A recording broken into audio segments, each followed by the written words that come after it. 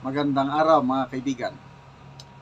Pag-usapan natin ngayon kung ano ang desisyon o ano ang aksyon ng Korte Suprema doon sa kahilingan ng Solicitor General na ibasura yung petition for certiorari and prohibition na isinampa grupo ni Atty. Vic sa Korte Suprema tungkol sa 2025 national budget. Hinihiling ay declare null and void. So, ito, akin lang, opinion ko lang ito Pagbibigyan ba yon ng Korte Suprema na ibasura yung petisyon ni Atty. Vic o sila ang nabasura? Yung kahilingan ng Solicitor General ang naibasura. Diretso Inidoro o Diretso Cubeta ba? Ito isinubmit yung comment ng Solicitor General noong February 27. So, kahapon lang lumabas yung balita na ganon pala ang laman ng comment ng Solicitor General na ibasura yan dahil lack of merit, dahil hindi nasunod yung proseso, depektibo yung proseso. So ibasura. February 27 isinubmit yung comment. And March 5 nagkaroon ng preliminary conference o preliminary hearing ba yun? Tinatawag ng Korte Suprema ang mga petitioners, yung grupo ni Atty. Vic. Nandyan din ang Solicitor General, nandyan ang mga abogado ng Senado, abogado ng Kamara. Nag-usap-usap. Ano ang napag-usapan? Ano ang napagkasunduan? Magkakaroon ng oral arguments April 1, 2, and 3. Kailangan mag-attend si Congresswoman Stella Kimbo. Kailangan mag-attend ang mga miyembro ng Technical Working Group ng both houses, Senado at saka Kamara. So, tuloy na yan. So, to me, again, opinion ko lang ito. I am not sure kung tama itong analysis ko. Na yung kahilingan ng Solicitor General na ibasura yung petisyon ni Atty. Vic, wala na. Na-set aside na. Na ibasura na. Diretso na yon sa kubeta.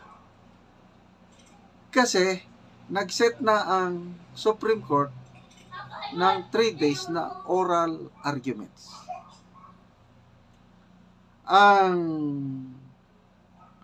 prueba na pinagbigyan ng Korte Suprema na ibasura yung petition ni Atty. Vic kung wala sanang na-schedule na oral arguments. Di ba ganun yun?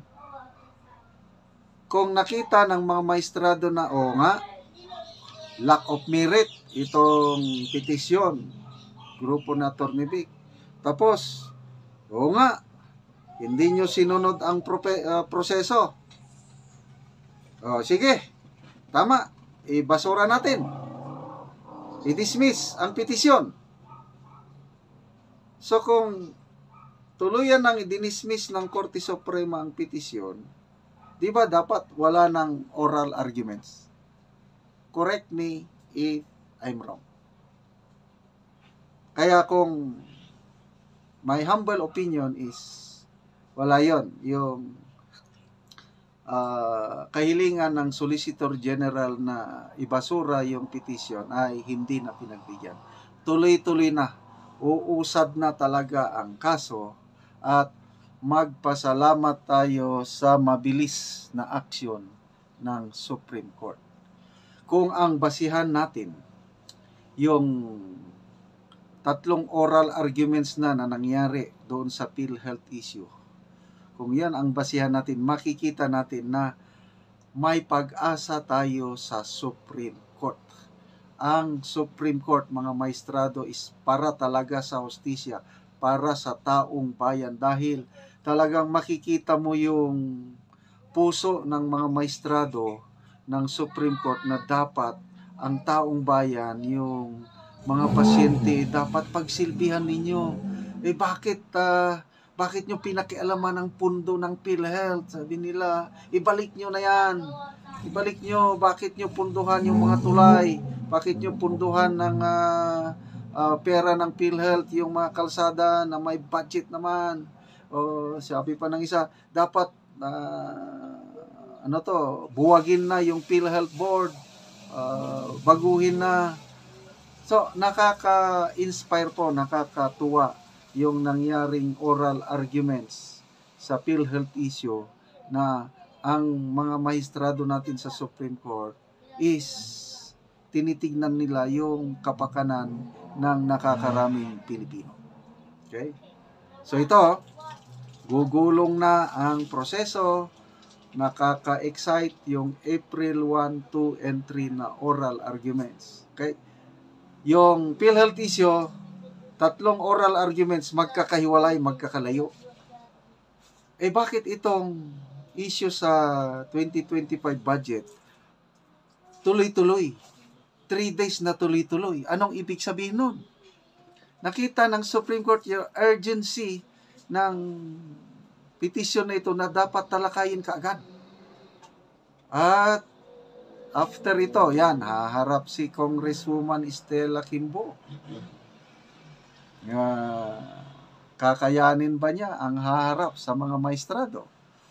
Ayun, yung vlog ni na Yosek, Marlon, and Pamela sa third floor studio, yung balitang natanggap nila, hindi pa naman confirm, allegation, na si Congresswoman Stella Kimbo,